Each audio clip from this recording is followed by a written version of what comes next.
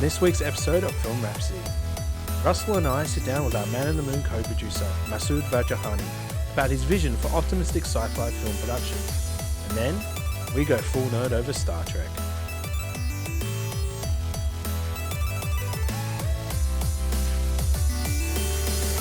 Well, Masoud, welcome to Film Rhapsody. Hello. Thank you for having me, guys. That's all right. I think it's been something that Russell and I have been wanting to do for a little while, is to actually bring you on and have a chat, because earlier this year we collaborated on a film that I'm really, really proud of called The Man in the Moon. Yep, I loved it too. And and so we wanted to sort of pick your brains a bit, try and get a sense of, there was a reason behind why we made that film the way we did, and that was a lot of it because of your love for optimistic sci-fi. Yes. And it kind of set us some sort of boundaries on where we wanted to work with in regards to making a sci-fi short film.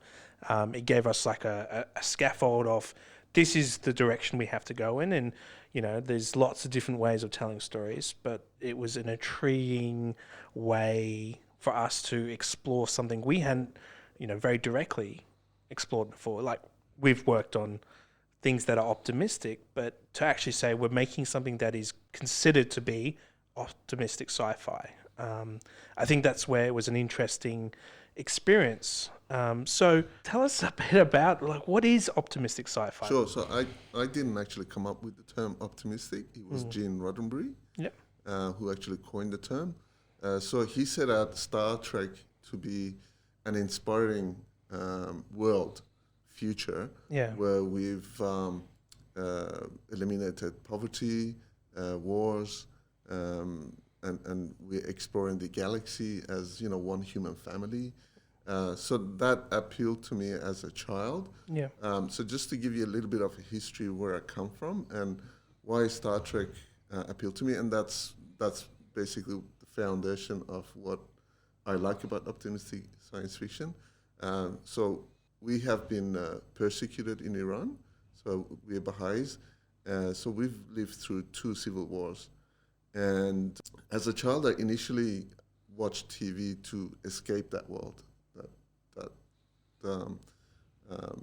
I guess that difficult, for a child, it's a lot to handle. Even though we had close family and we looked after each other, you're still exposed to that, the dark side of life and things like that. So shows like Star Trek and, at the time it was $6 Million Man, that kind of gave me an escape into a world where, there's still a bit of action and adventure, but at the end of it, people are helping each other, people are being compassionate and helping each other. That was the core thing that attracted me to those type of shows. And then as an adult, when I kept watching Star Trek, there was something substantially very profound in the core philosophy of it, is that we're always advancing, we're always becoming better. So when Star Trek came along, there was this notion of anti-hero. So you had to be a bad guy to be a good guy. I don't believe that. I think everybody is good. We just do bad. So this notion of, the simplistic notion of good and bad, I think is a very outdated one. That's why some of the shows these days are much more complex.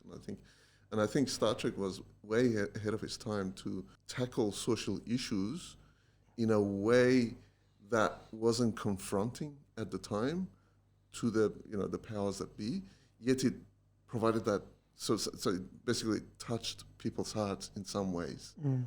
And that continued with The Next Generation and other shows like Babylon 5, and lately now there's the Orville that came along, so it's a similar concept with this or that. So when I left my IT job and I wondered, okay, what am I going to do now? I decided to pursue my passion. So I wanted to tell story, I wanted to make films. So I thought to myself, what kind of films do I want to make? And I want to make Star Trek, films like Star Trek.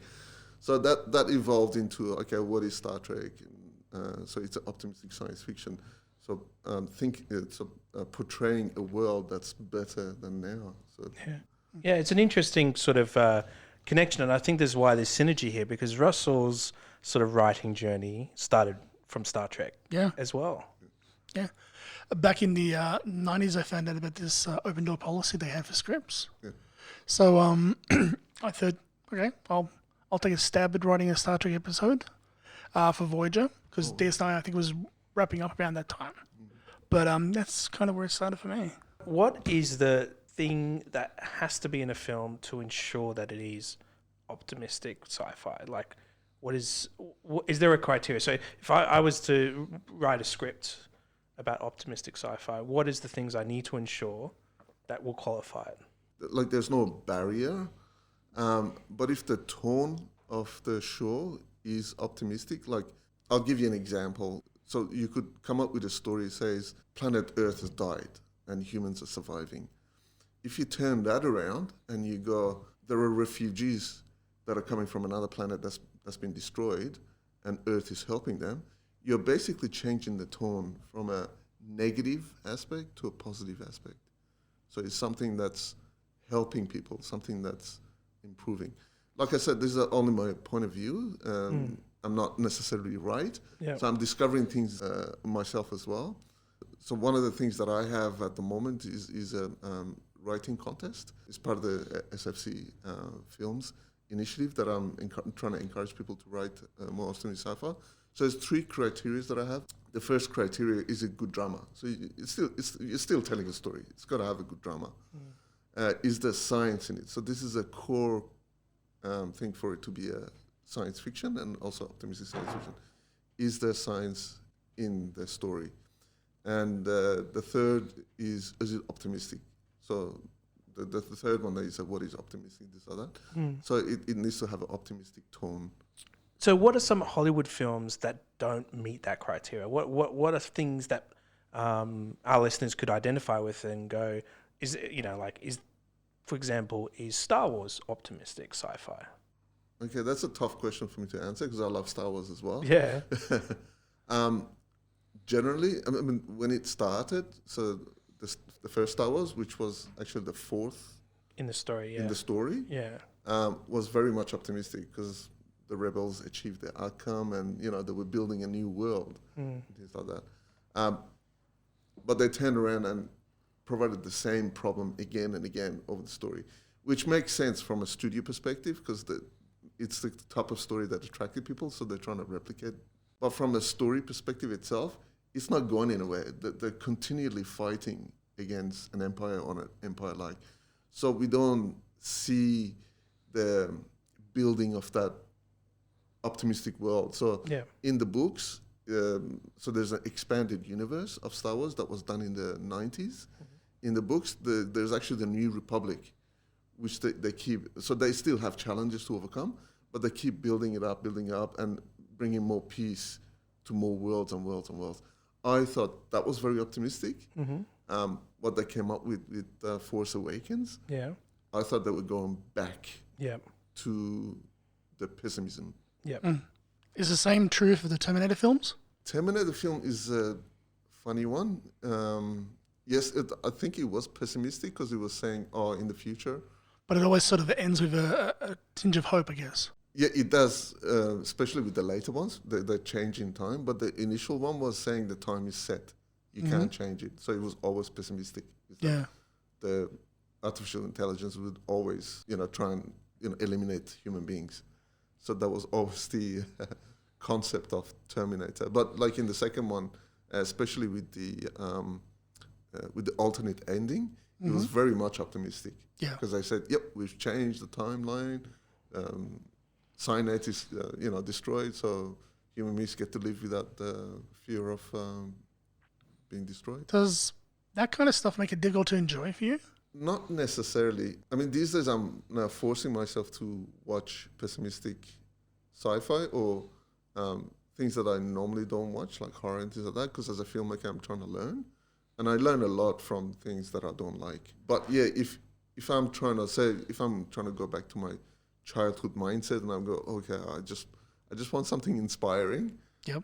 My go-to things are things like Star Trek and Babylon 5 and Orville. So Yeah. those are the ones that give me hope. So this is the thing. I want hope, and those shows give me hope. Can you think of any shows or movies that on the surface would be pessimistic but ended up being very optimistic? Enemy Mine. I don't know if you remember that show. Yeah, there's You don't want to watch it, so should we give it away? Oh yeah, give it away. Give it away. it's Dennis Quaid, isn't it? Dennis And Quaid. Louis Gossett Jr. Yeah, is Louis Gossett Jr. So two soldiers. I think on, we're seeing my age here. Yeah. I'm the younger of you guys, so I It's not don't. that old. It was in the 80s. So Yeah, it was fairly old. 84, 85, I think. Yeah. It was when I was born. Yeah, well, there you go. Yeah. It's those two actors as two rival soldiers, Yep. one alien, one human. They basically crash land on the planet and have to work together to survive. Yeah.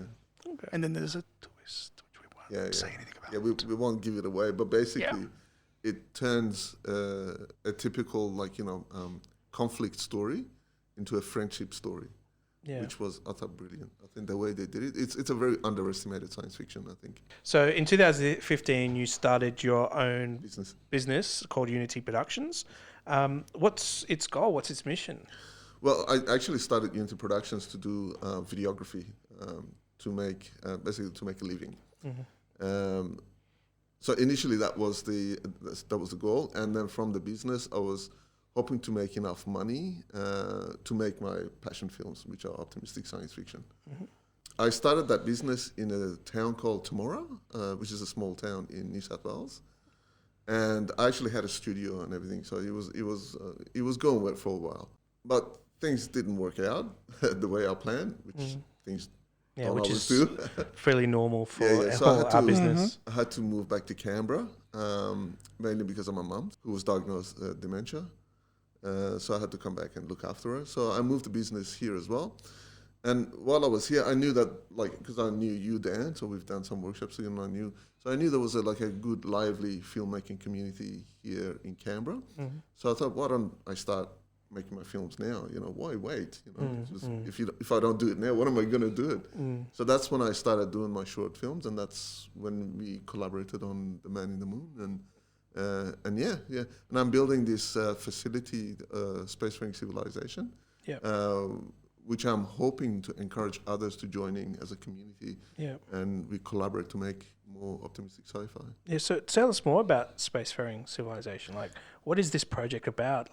It's been growing a little bit here and there, and it's becoming something that has its own sort of vision. Yeah. So you put it very well. Yeah. It does have its own vision, and that's filmmakers helping each other to make optimistic science fiction. So at the moment, there's like you said, it's slowly been building. So I'm putting the pieces together. One of the major pieces is the website, which has at the moment my films and hopefully our films, and I'm asking a few other people to put their films on that website.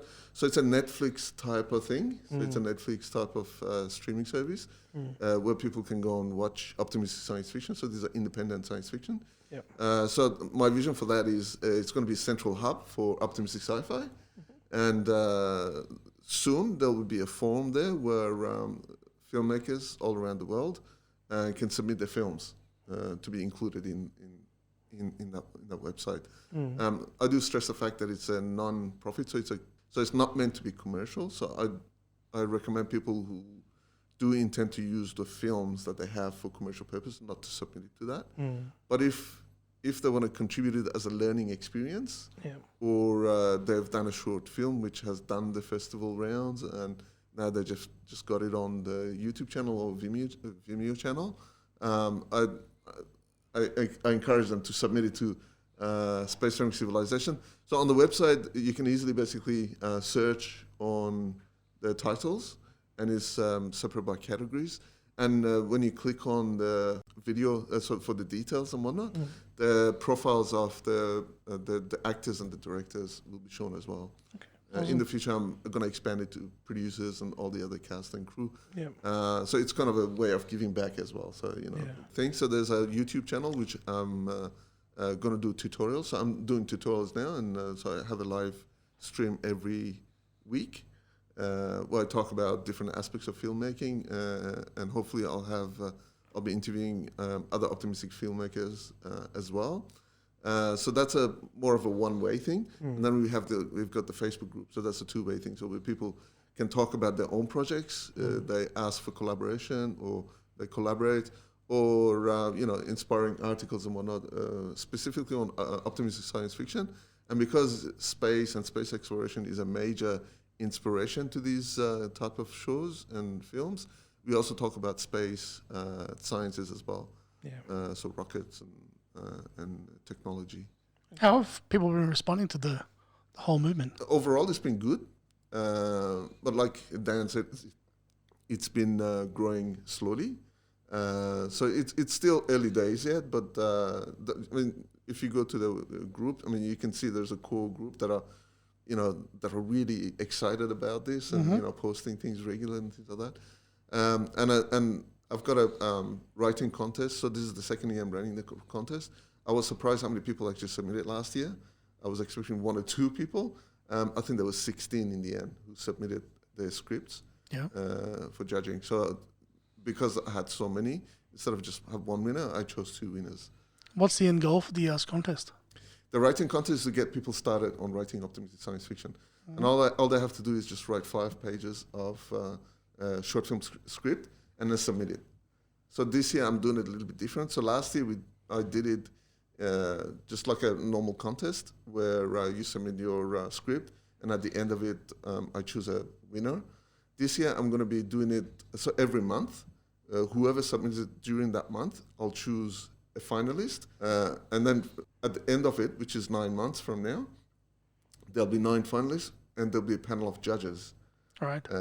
Where they choose several winners, where they give prizes and whatnot, and they're usually cash prizes. And the main aim of it is that cash prize will help the winners to make their short film. That's good. So the whole point of it is to encourage people to make short films, optimistic sci-fi short films. Yeah. And then it has a home on your channel. Yep. So it's up to the filmmakers if they want to submit it to the SFC Films website. Yeah, it's got a home, like you said. That's great. So this is the nerdy, geeky section of the podcast. We're going to talk a little bit more in depth about Star Trek, because all 3 of us are nerds. Yeah, when it comes to Star Trek. And there's one particular thing that I really want to do, and I know it connects beautifully with the optimistic sci-fi sort of discussion. And I want to sort of put it towards the Voyager series and the morality of Captain Janeway. There is something that I personally admire so much about Captain Janeway in the way that she conducted herself across the entirety of that series as I guess, an inspiration of humanity. And I mean, for those who have zero idea what Star Trek Voyager is about, there is a starship that is lost in space. Yes, starship lost in space, and she is a captain who has to unite the people on her ship as well as, all the different sort of races she meets. And she dates holograms. Oh, and she dates a hologram too. Yeah, which we, if we got time, we can explore a little bit of that. The thing that is, like, everywhere she went, she was so determined not to start a fight, and she got into fights, but she always had to find, like, it was her stubbornness of, I have to find a diplomatic solution. What would you say? I mean, obviously that connects to the optimistic sci-fi that you're talking about. What are your thoughts on Janeway? What do you think could she have done anything different? Because, I mean, let's talk about it. Is Janeway the best Star Trek captain? I think she was. That's my personal opinion. Yeah. Cisco. The decisions that she made. Stop it, Russell. Yeah. But the decisions she made were very tough. Yeah. Stranding her own crew to save a species that she didn't know. Yep. I think that takes guts. Yep. So I think she's a brilliant captain. Yeah. and the intent, at least I don't think the initial intent was to make her a muscly, action flick chick, Yeah. Which in some episodes they tried to, but like the strength of Captain There was that Janeway- one episode, yeah. Yeah, there was one episode where they tried to make her The Aliens episode where it's just like, okay, time to take the shirt off. Oh yeah, she did the whole Ripley thing around Yeah, the the ship. whole Ripley. Yeah. Yeah. But yeah, no, that her strength was basically head. She was Yeah. thinking with her head, brain, and obviously with her heart as well. She's the first captain, Star Trek captain that I know that hugged her own crew. No other captain in any of the other series hugged the crew. Yeah. Well, Kirk, but Think about that for a Well, second. Kirk. we can't didn't really talk hug. about that, you know. Well, Kirk yeah. didn't hug. He did more than He hug. hugged a few yeomans. Yeah, no, but you know what I mean. You know what I mean. It's more, No, I agree. comforting her crew Yeah. with a hug. You know. There was something like, I mean, obviously she was the mother. She was, Yep. but she embodied what I felt was what we strive for as humans. She, like, I know Russell has, he's mentioned it, that Cisco is the best. Cisco. And I don't disagree, but I disagree. Because there's something about Cisco that, That was a quick turnabout.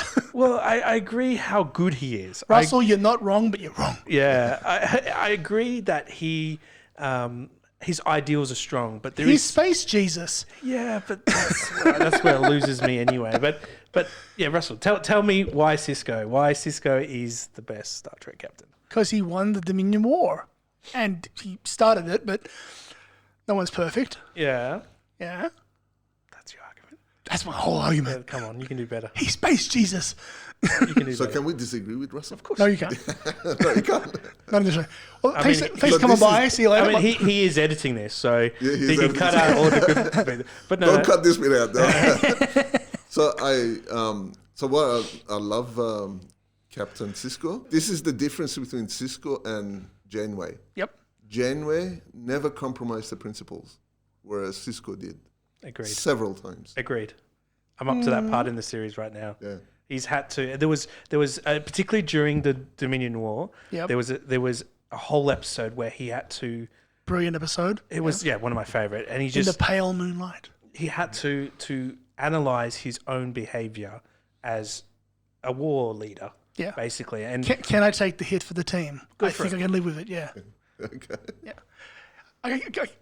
Now I think about it, I guess the interesting thing is, would I love Cisco as much as I do if I didn't love DS9 as much as I love DS9? Because DS9 was just this wonderfully complex story of wonderful characters. A show that just sort of had to develop the characters.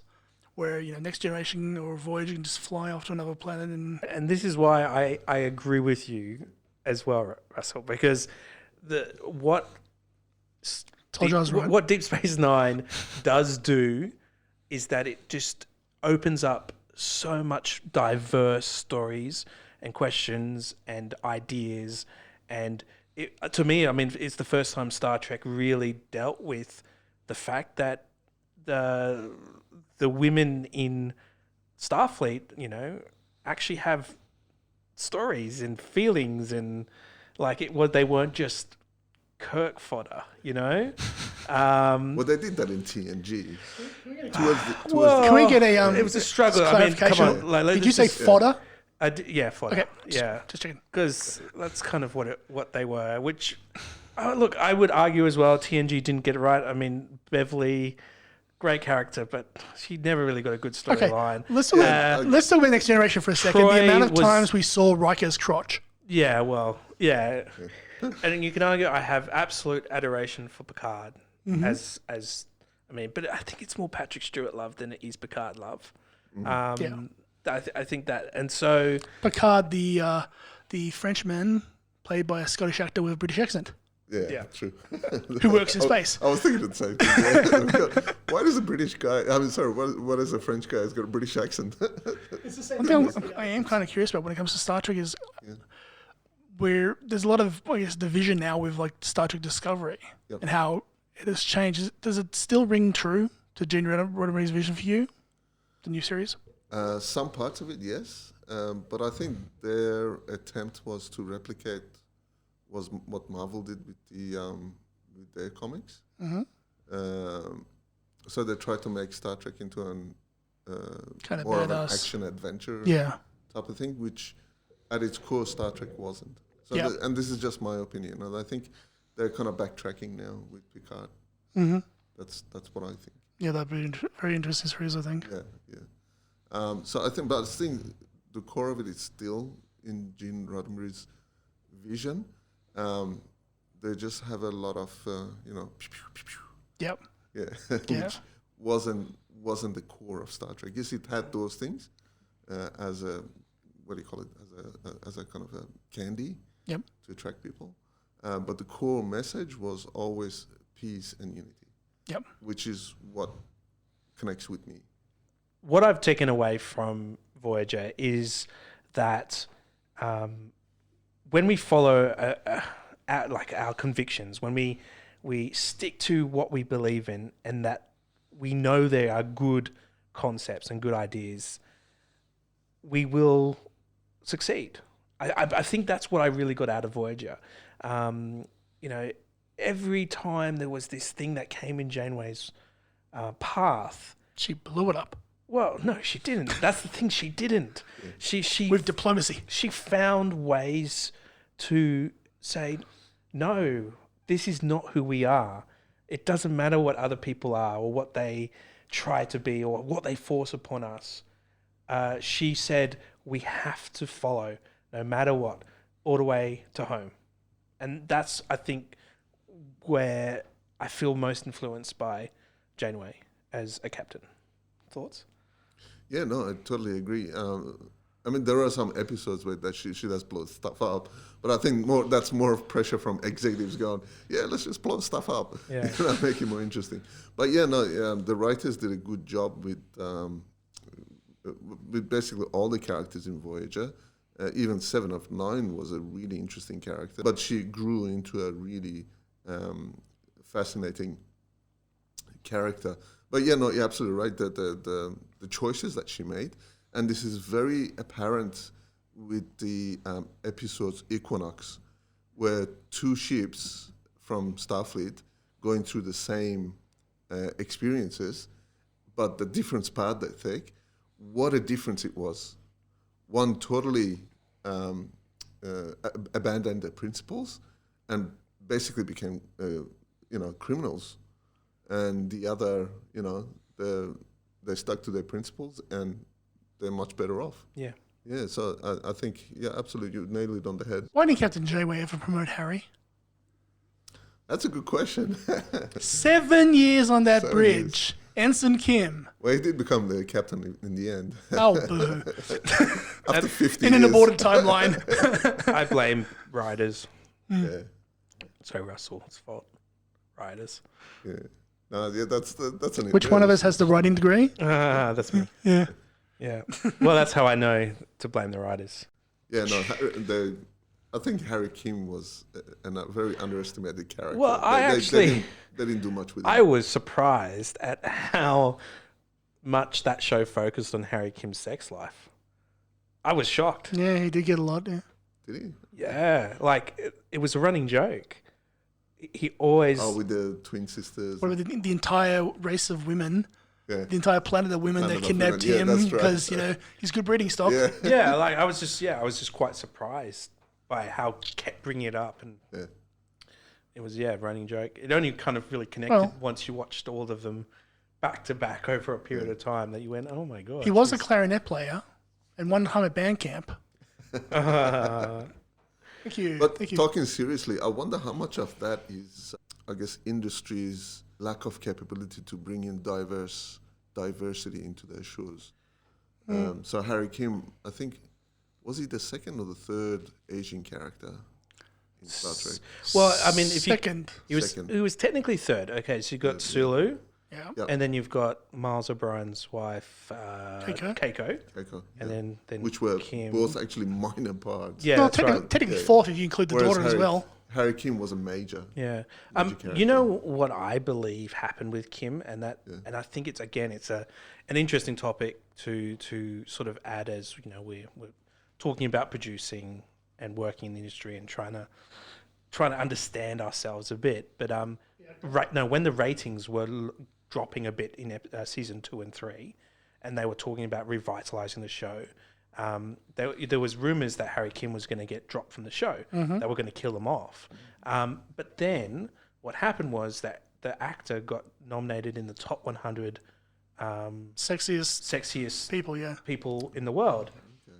And that's exactly when the character started getting a bit more of that storyline following on. And so he didn't get dropped from the show, and it was Kes's character, so that could make way for 7 of 9. Well, what is your dream project that you would love to be able to bring together that obviously is optimistic sci-fi? Real projects or like something ultimate? Well, I mean, both. Like, what is a project that that you aspire towards? Okay, so I haven't announced this yet, but I'm working on a feature film, which I'm hoping to start doing pre-production either this year or next year, called Explorers. So this is a kind of a low-budget film that I'm gonna do. And hopefully it evolves into a series of films that basically explores generational ships going into space and exploring other galaxies and this and that. So that would be interesting. So more on that later. So that's one thing that I'm going to be focusing on this year. The ultimate project is obviously, hopefully I can start off a collaborative project where we do anthologies of optimistic sci-fi. So, like Twilight Zone, Outer Limits and whatnot. And we get a story from every part of the world. So 1 week we do, say, from a story from India, we do one story from Britain, one from US, all revolving around optimistic sci-fi. So that'll be my ultimate project, which, fingers crossed, will happen. How can people get involved in spacefaring civilization and as well as with Unity? At the moment, the easiest way for people to get involved, if they've got an optimistic sci-fi that they're working on or they've worked on and produced, just announce it on the Facebook group. Join the Facebook group, obviously, announce it, and get the conversation started. So the more people get involved and the more we grow the community, the more we can do. So that's the whole point of the whole initiative, is that collaboration, working together and things like that.